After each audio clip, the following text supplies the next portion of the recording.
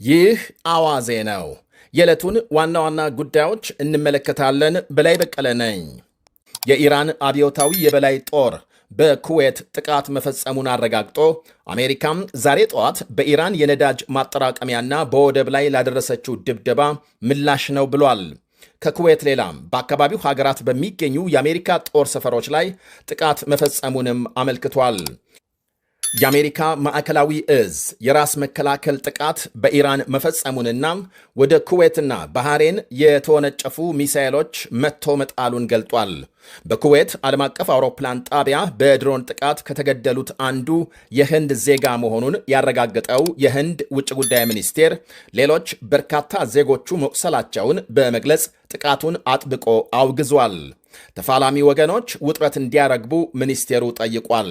ጥቃቱን ተከትሎ የኩዌት ውጭ ጉዳይ ሚኒስቴር በዚያ ያሉ ሁለት የኢራን ዲፕሎማቶች በ24 ሰዓት ሀገር ለቀው እንዲወጡ አዟል። የኢራን መንግስት አሜሪካ ጥቃት የፈጸመችው ከኩዌት እየተነሳች በመሆኑ ነው በድሮን የመታኋት ሲል ያሰማውን ውንጀላ የኩዌት ውጭ ጉዳይ ሚኒስቴር ውድቅ አድርጓል። የአሜሪካ ማዕከላዊ እዝ ኢራን በመካከለኛው ምስራቅ ሀገሮች ጥቃት ለመፈጸም ሙከራ በማድረጓ በሆርሙዝ መተላለፊያ በሚገኝ ወደቧ ላይ ድብደባ መፈጸሙን ገልጧል። የአሜሪካ የጦር አውሮፕላን ወደ ኢራን ወደብ ሲያመራ የነበረ የቦትስዋና ሰንደቅ ዓላማ የሚያውለበልብ የነዳጅ መርከብ ማስጠንቀቂያ በመጣሱ መትቶ ማስቆሙን ማዕከላዊ እዝ አመልክቷል። የኢራን አብዮታዊ ጦር በበኩሉ የሆርሙዝ መተላለፊያን ደህንነት ለማወክ የሚሞክር ከባድ ዋጋ ይከፍላል ሲል መግለጫ አውጥቷል። የኢራን ውጭ ጉዳይ ሚኒስቴር ለአሜሪካ ጥቃት ኩዌትና ባህሬንን ቀጥተኛ ተጠያቂ አድርጓል። ቴሄራን የአሜሪካ ጦር ሰፈሮች ባሉባቸው ኩዌትና ባህሬን በተደጋጋሚ ጥቃት ስትፈጽም መቆየቷ ይታወቃል።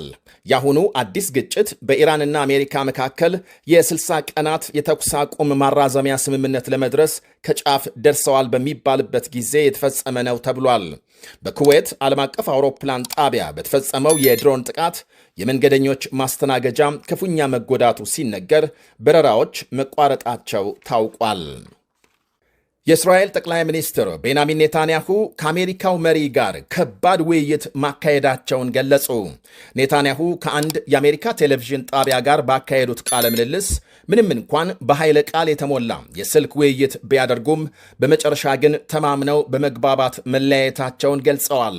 በእስራኤልና ሊባኖስ መካከል ሰላም ለማምጣት ሄዝቦላህን ትጥቅ በማስፈታት ረገድ ሁለታችንም አንድ አይነት አቋም ስላለን መቼም አንለያይም ብለዋል።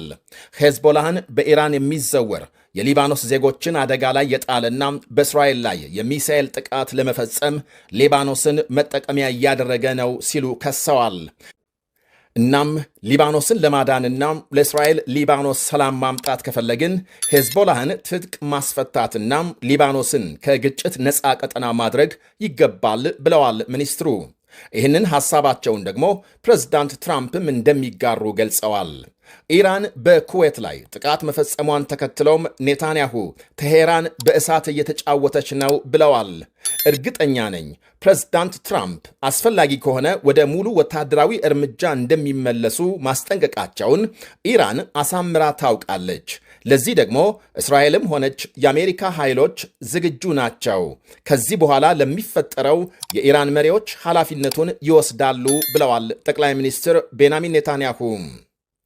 ዩክሬን በርካታ ሀገሮች የሚሳተፉበት ታላቅ የኢኮኖሚ ፎረም በሚካሄድበት የሩሲያ ከተማ ጥቃት መፈጸሟ ተነገረ። በደማቋም የሩሲያ የወደብ ከተማ ሴንት ፒተርስበርግ ከ153 ሀገራት የተወጣጡ በሺዎች የሚቆጠሩ እንግዶች የሚሳተፉበትና በሩሲያ ፕሬዝዳንት ቭላዲሚር ፑቲን ንግግር የሚከፈተው ታላቅ የኢኮኖሚ ጉባኤ ሲጀመር ወይም ደግሞ ሊጀመር ሰዓታት ሲቀረው በዩክሬን ድሮኖች ከተማው መናወጡን ዘገቦች አመልክተዋል። በጥቂቱ 60 የሚደርሱ ድሮኖች በከተማው የተለያዩ ስፍራዎች መውደቃቸው ሲነገር የሞባይል ኢንተርኔት እክል እንደገጠመውና የከተማው አውሮፕላን ጣቢያ ለጊዜው መዘጋቱ ተመልክቷል። የአካባቢው ጎረቤት ሀገሮች ላትቪያና ኢስቶኒያ የአየር መከላከያ ድምፅ አሰምተው እንደነበር ይነገራል። የዩክሬን ፕሬዝዳንት ቭላዲሚር ዜሌንስኪ የባህር ኃይል ጣቢያና የነዳጅ ማከማቻን ጨምሮ በሩሲያም በርካታ ስፍራዎች ጥቃት ማድረሳቸውን አረጋግጠዋል። ግዙፍ የኢኮኖሚ ፎረም በሚካሄድበት ከተማ ሰማይ ጢስ መታየቱን ዘገቦች አመልክተዋል። ኢንቨስትመንት ለመሳብ ሞስኮ በየጊዜው በምታዘጋጀው በዚህ ግዙፍ በተባለ ጉባኤ ከዩክሬን ጦርነት በፊት በርካታ የሀገር መሪዎች ጭምር ይሳተፉ እንደነበር ይወሳል። በዛሬው ስብሰባም አሜሪካ ለመጀመሪያ ጊዜ በዝቅተኛ ልዑካን ትወከላለች ተብሏል። ታዋቂው የአሜሪካ ፊልም ተዋናይና የፑቲን ደጋፊ ስቲቨን ሲግል እንደሚሳተፍም ተነግሯል። ሩሲያም ከትላንት በስቲያ ሌሊት በዩክሬን ከተሞች በፈጸመችው የድሮንና የሚሳኤል ጥቃት 22 ሰዎች መገደላቸውና ሰፊ መሠረተ ልማቶች መውደማቸው መነገሩ ይታወሳል። በሶማሊያ ዋና ከተማ ሞቃዲሾ ቤተ መንግሥት አቅራቢያም ከፍተኛ ተኩስ መሰማቱ ተነገረም። ማምሻውን የወጡ ዘገቦች ከሶማሊያ ፕሬዝዳንታዊ ቤተ መንግሥት አቅራቢያና በተለያዩ አካባቢዎች ከፍተኛ የተኩስ ድምፅ መሰማቱን አመልክተዋል። ሀገሪቱ ከምርጫ ሂደት ጋር በተያያዘ የፖለቲካ ውጥረት ውስጥ መግባቷም ሲነገር፣ በተለይ የሶማሊያ ፕሬዝዳንት ሐሰን ሼክ ሙሐመድ ስልጣናቸውን ለማራዘም ያደረጉት ሙከራ ከፍተኛ ተቃውሞ እንደገጠመው ተመልክቷል። በሀገሪቱ ሕገ መንግሥት መሠረት የፕሬዝዳንቱ የሥልጣን ዘመን ባለፈው ግንቦት 7 አብቅቷል። ማምሻውን በቤተ መንግሥት አቅራቢያም ከፍተኛ ተኩስ ከተሰማ በኋላ የሀገሪቱ ጸጥታ ኃይል በከተማው መሰማራቱን ዘገቦቹ አመልክተዋል። ፕሬዝዳንቱ በቀድሞው የሀገሪቱ ጠቅላይ ሚኒስትርና በሌሎች ተቃዋሚዎች ላይ ጥቃት እንዲፈጸም አድርገዋል የሚል ክስ ይቀርብባቸዋል። በሞቃዲሾ የተሰማው ተኩስ በማን መካከል ስለመካሄዱና ስለደረሰ ጉዳት እስካሁን ምንም የተባለ የለም። ይህ አዋዜ ነው።